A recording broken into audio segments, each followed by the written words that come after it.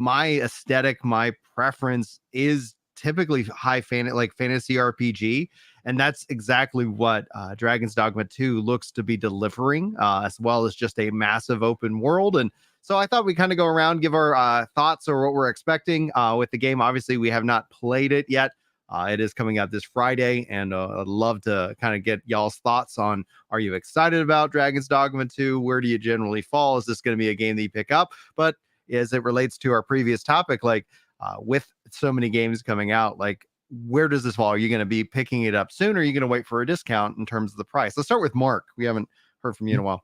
I'm the guy that's buying all of the 3 games on Friday. Again, that may change once Baby 2, 3, 4 come around. But for now, I'm excited about all these games. This game really intrigues me because I've never played the first one.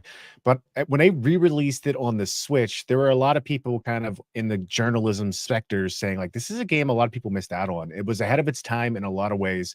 And some people kind of said it was ahead of its time really before like the Souls type games took off. I know this isn't necessarily that, but when I see the previews without really getting too much in the details, it has a lot of things that I'm really intrigued by. Like I was a big fan of Monster Hunter, right?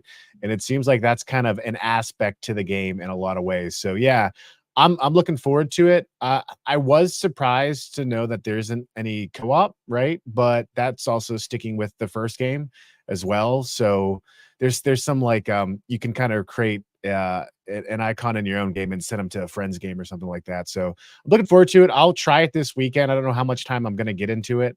But yeah, I'm with you, Brian. I love Japanese history. So like to me, Rise of Ronin looks really intriguing because it's the end of the Shogunate period, which I find fascinating. But like high fantasy speaks to me in a very, very deep, deep level. Mm-hmm. Absolutely. The combat in this looks great, and it brings out 10 new vocations. So for those of you who don't know what a vocation is, it's your class, or if you're from Final Fantasy, it's your job. You make your character, and then you get to make a pawn. And with that, then you can also recruit up to 2 other pawns, which can be pulled out from the internet. We've even seen like an Asmongold pawn and so many other different ones that they're kind of promoting and creating. But what is interesting, and I'd love to get your guys' thoughts, because I think there's going to be a conversation around this game talking about quality of life. I don't know, because the game traditionally offers multiple difficulties, but there are no quest markers. There's no symbols over people's heads saying, I got a quest for you. But if you have a pawn that has completed the quest, let's say your friend has, and you recruited his pawn, he knows where that quest needs to go. So he could actually take you then to it directly, as opposed to like, hey, here's this way marker. And we've talked about Ghost of Tsushima on this podcast already. And one of the things I find beautiful about that game is that it uses the game, the world, the wind in this case, to direct where you need to be headed. So you don't end up having this like, arbitrary, we were all used to it, like a little waypoint. And so I think what that does for me personally is that in a lot of these games, I start turning off mini maps. I start turning off some of these helpful things. And I find that I'm way more immersed in the game and the world, because I'm not now essentially running it as an efficiency simulator of, wait, where do I need to go? I'm not even going to pay attention to what this character's saying to me, because I just want to get to the next thing so I can, I guess achieve, the fastest clear time. I don't truly know, but what do you guys think about that in terms of, just being able to use the UI and kind of directing where players should go, and then how the pawn system interacts with one another, especially with the online asynchronous, because it's not a multiplayer game at all. I mean, I'll chime in. Yeah. We haven't let you talk at all. No, that's fine. I mean, sometimes I have something good to say, sometimes I don't. It's fine. No, that could be done in good or bad, right? To your point about Ghost again, I really love how there is that natural exploration where the world unveils things. There's conversations that direct you places, and eventually, as you get further in, it gets pretty icon heavy too. But this game isn't including fast travel, right? There's no. So there is fast travel, but there's a trade-off. So there's a couple different things. You have a fairy stone, which is incredibly rare and expensive. And that will let you fast travel like we all know and love, right? Sure. But then you also have like various different ox carts, which are on a predestined path, and you can ride on the ox cart from point A to point B. You don't have any control over that. You literally have to go to the new town and figure out what's going where. And then the third option is hoofing it on foot, baby. So yes, there is fast travel, but I wonder if it's going to be one of those things, like if anybody here's a Final Fantasy fan, like I would generally sleep on my elixirs, and I would have so many of them by the final fight that I never really ever needed them, right? So there's just some things where I'm like, is that going to be me with the fairy stone system where I'm so conservative about using them, or I don't truly know yet. Yeah, I mean, I'd have to see, right? I mean, you could do this in a way that's brilliant, where you enjoy the world so much, the sense of discovery and experience is done so well, where all that, not being there, to your point, the efficiency system makes this a better game. I'm going to lean towards that's probably going to be the execution, right? Because I trust Capcom, I trust the development team, and I've read a little bit about why they made the world this way. So yeah, I'm excited.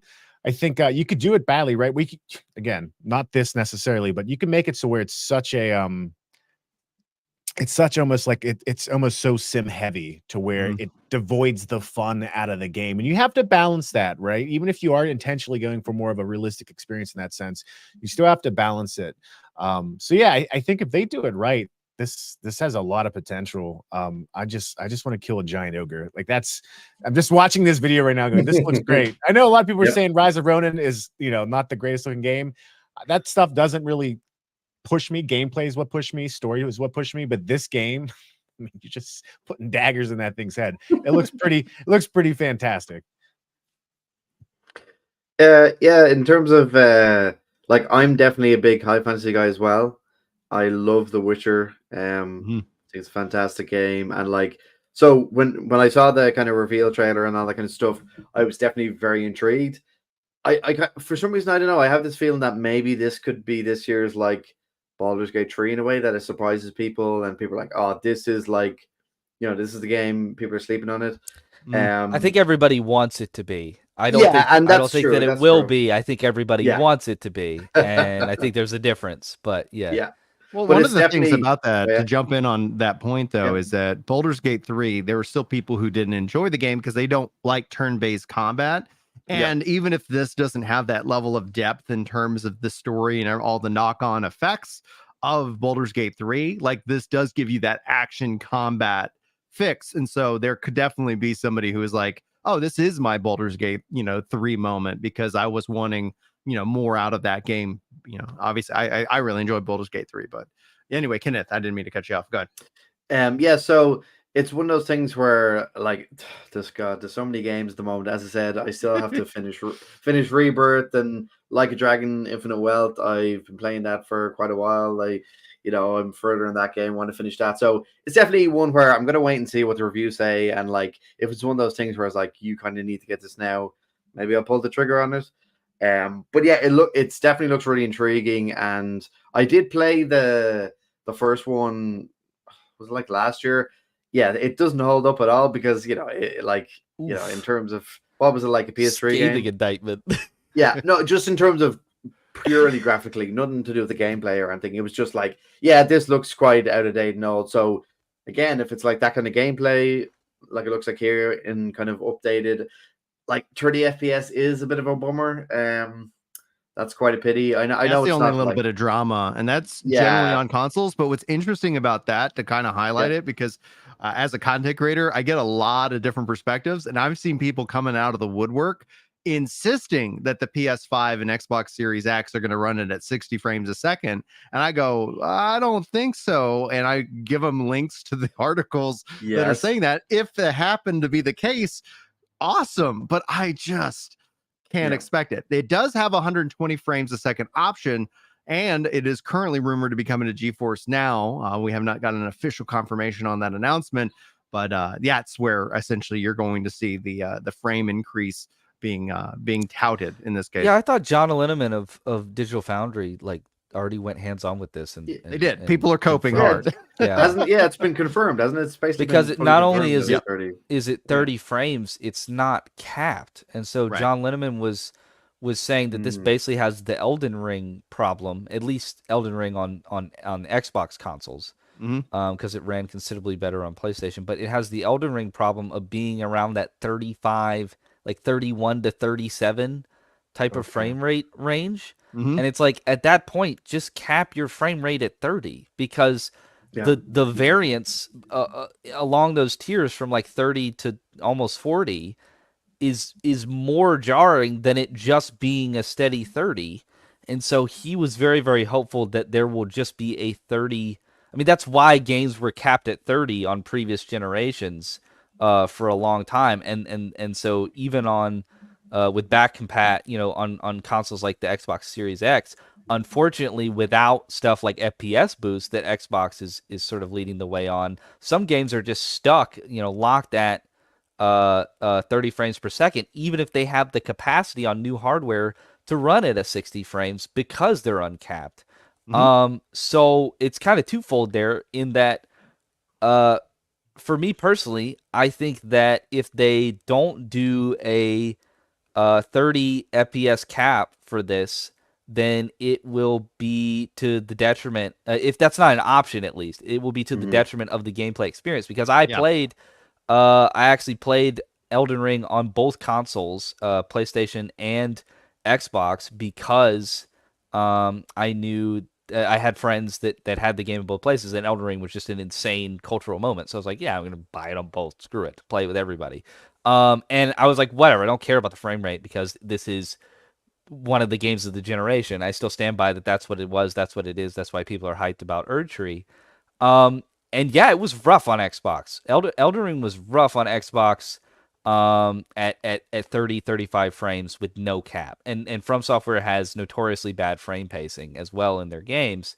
And this game threatens to have some similar issues. So hopefully they will have a 30 frames per second cap. It sort of opens up that sort of whole discourse about, why doesn't console have at least somewhat parity in terms of the options that PC has, in terms of being able to adjust what your settings are, what your frame rate and your graphic settings are. Like some games don't offer a bespoke performance mode and fidelity mode, or they only have certain options that maybe aren't ideal.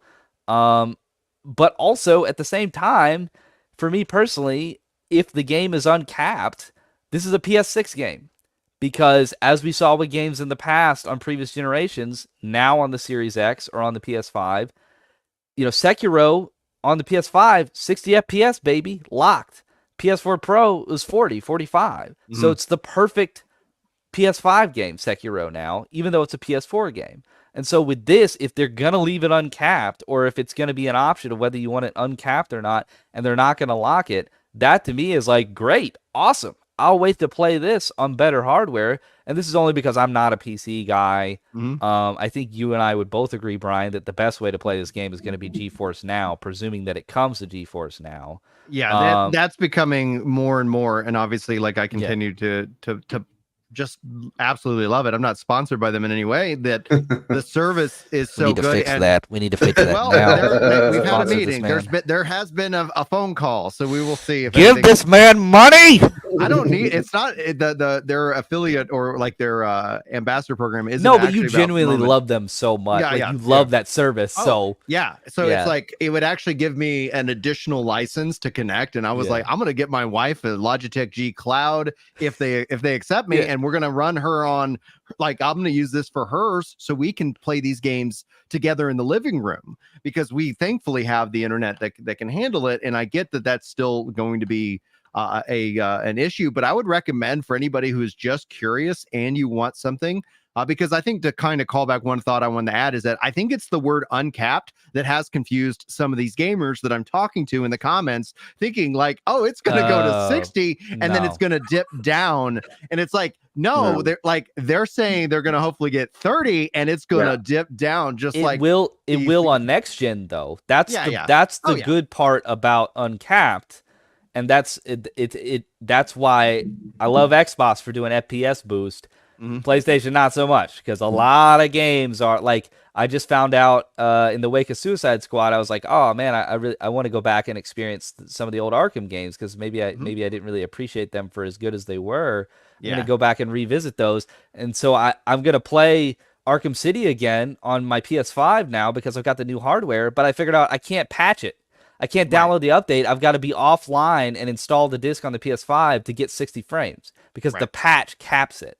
So if they're going to do uncapped, it's gonna hurt people this gen as far as the experience that they're gonna have. But it's the same thing with Elden Ring. Elden Ring is 60 on PS5 if you're playing the PS4 disc, and so like I'm stoked if it's gonna be uncapped because I'm just gonna wait and I'm gonna play. And again, that's for me. I'm like a stubborn console only guy, so like but there's other people like me. There's people that just don't game on PC at all, and so like I see chat. Em is talking about PC Master Race. I do want to say that like if you're worried about latency, as people tend to bring up, you can try GeForce Now for free. They have a free version that you can play. There are some downsides in terms of like you might have to wait longer and you have lesser sessions. But hashtag not sponsored.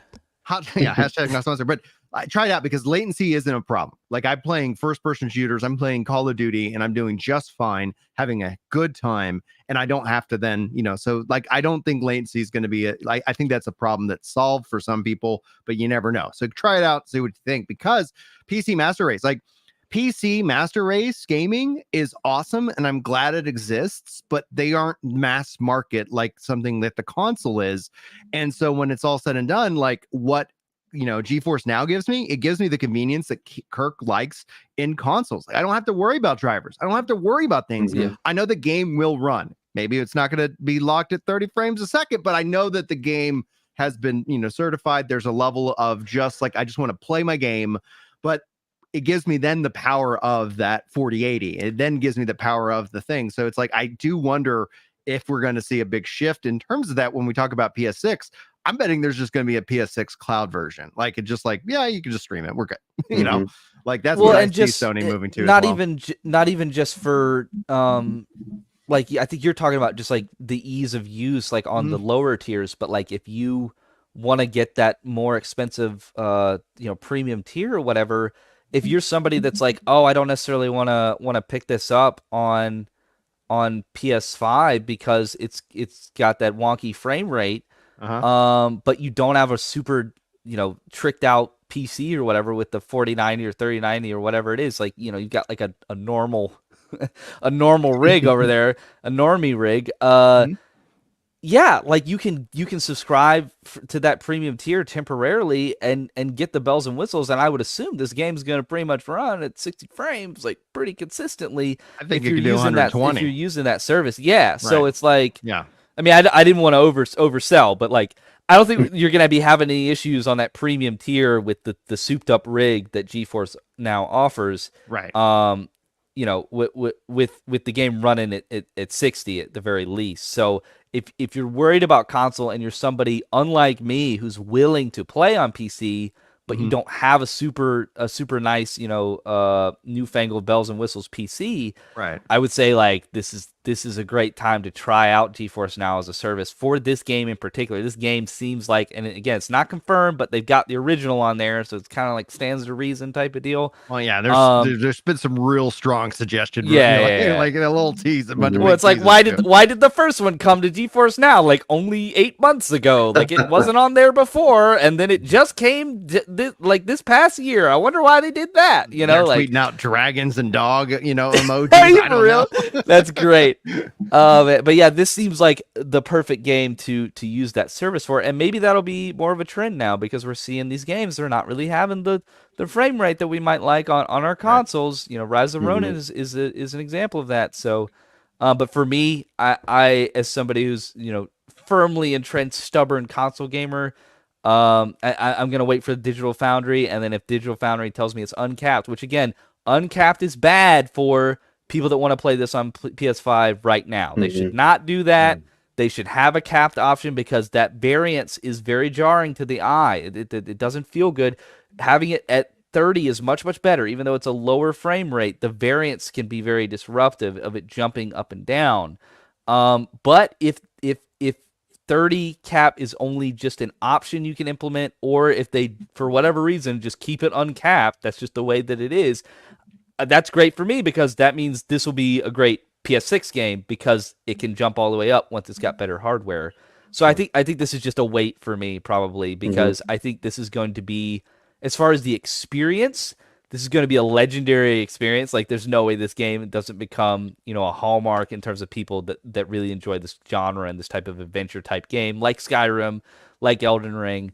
So it's just a question of like, I did the same thing with Cyberpunk. Like, I'm willing to wait on these games, being that I'm just a console person. I know what that means if I only am going to play on console, to where I get the better experience. And I did that with Xbox games, waiting to get the Series X, and I'll probably do that here with Dragon's Dogma 2, but I think everybody that plays it is going to have a tremendous time as long as they're getting the performance that they want out of it. Just looking at the footage and stuff, it's quite weird that this isn't a co-op game. Like, I suppose when you think about it, if they're having issues, well, like, just you can see the amount of like kind of different pawns and kind of allies you have. It kind of feels like it would lend itself to playing co-op together. You're taking down trolls and bosses and stuff. I don't know. I just think it's weird, but like, yeah, I suppose if they're having trouble with a non-co-op element, then if they have to add online to it and playing co-op, maybe that's a bridge too far, in terms of development of it. So, just a thought. Not every game can be Baldur's Gate 3, I guess. Yeah. Exactly. That had best both worlds.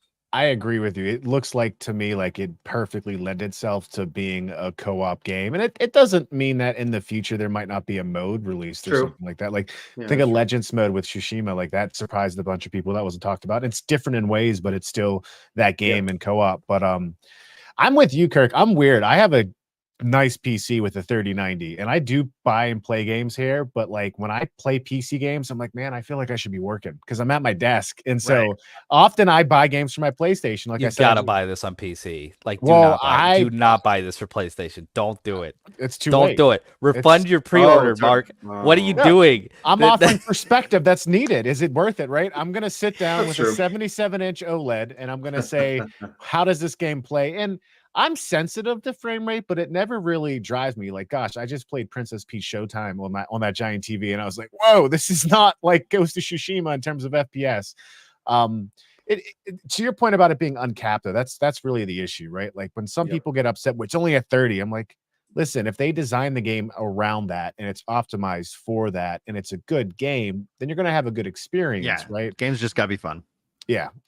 Gameplay's king, typically. I think we just have to hope that was just that was an earlier preview build, and that they will put some sort of cap on it.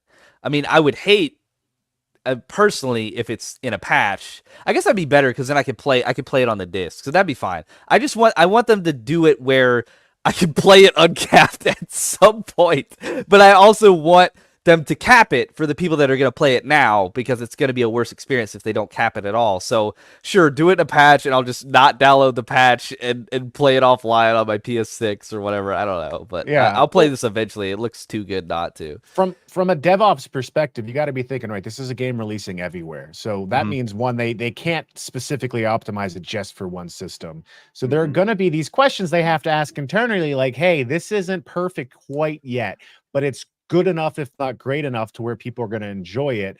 Do we release that patch a couple months down the road and allow us to get it out the door, timing wise, calendar wise? That you see that all the time, right? Right. You don't want to set this game up to compete against the Elden Ring, expansion. Exactly. For example, like we already talked about, like how March feels like Armageddon, but June also is feeling pretty stacked, and so it's like, you want to sit down and say, especially with the theme, because Mark, I agree with you 100%, because with the theme, that's another fantasy kind of RPG in that regards, action combat, and so it's like you want to oversaturate the market like what they did with Titanfall 2, sandwiching it between Battlefield and Call of Duty, and everybody's like, all right, like I'm gonna play the one that I'm used to, and then now you're seeing so much praise and adulations for Titanfall 2, which is great. I'm curious if there will be like a weird situation where they like do some type of cap or something for the Series S, and then the Series S ends up being the smoothest way to play this game. Because I could totally see something like that happening. I would love that drama online, because that would be some sweet console Elden Ring lore. got so close to that. Like, Digital Foundry was trying to find a way to play the old like Xbox One version of it on Series X to like get it to run well because it ran so bad on Xbox. The best way to play ended up being the PS4 version on PS5. So I wouldn't be surprised if something weird ends up happening with this game where it's like it runs the best on Series S or something. Because I could see them, because like why would they not cap it for that early build? So it's like, what if they cap it for Series S because it's Series S and then it ends up being the I'm like I'm not really calling it, but like if something like that happens, I'm gonna claim it. You know, like I could see something interesting there. So keep your eyes peeled.